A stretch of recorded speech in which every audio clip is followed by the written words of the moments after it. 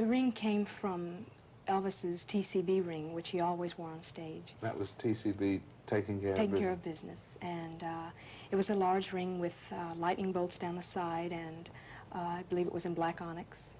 And Elvis had a jeweler, Lowell Hayes, take the diamond from that ring and put it to this. And what was the scene as he gave you the ring? I remember we were in his lounge area. We were in his bathroom, and I had no idea about the ring. And Elvis walked in.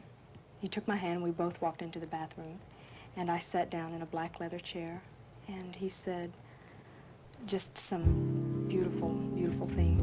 And then he said, "I'm asking you, will you marry me?" And he was on his knees, old-fashioned. So it was a very beautiful moment for me. Absolutely. And that's not TCB that you're wearing around your neck. That's TLC. TLC. And that's what that stands for tender love and care. My personal feelings, I think there were a lot of people around Elvis that should never have been around him. And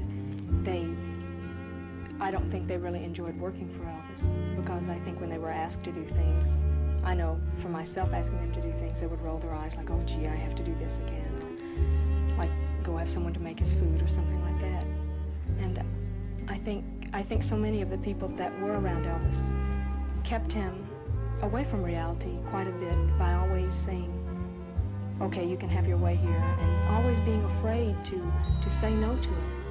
And I think he lived a little out of touch of reality.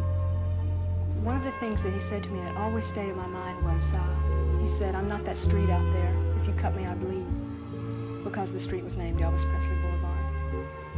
And I think he wanted people to look at him.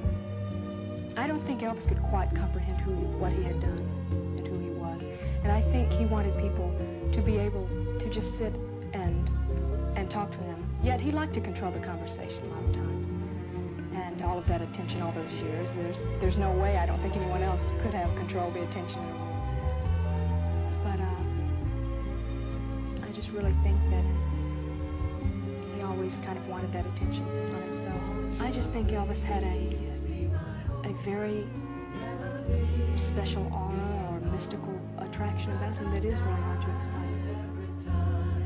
Was it religious? Or? I think so.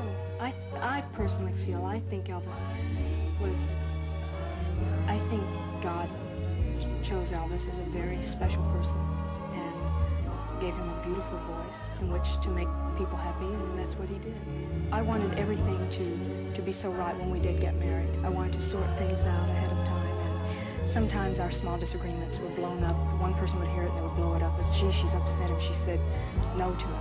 I think I was one of the few that did say no, and Elvis was so used to all of these years being, I think so many people were afraid to lose their job by saying no to him.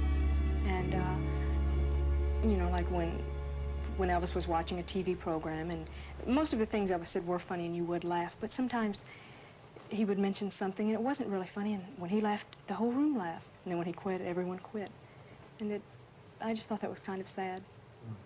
What were the last words that you exchanged, in fact? As best I recall, I remember I told Elvis, "Well, don't fall asleep," when he went into the bathroom. And he said, "I won't." And he did fall asleep, of course.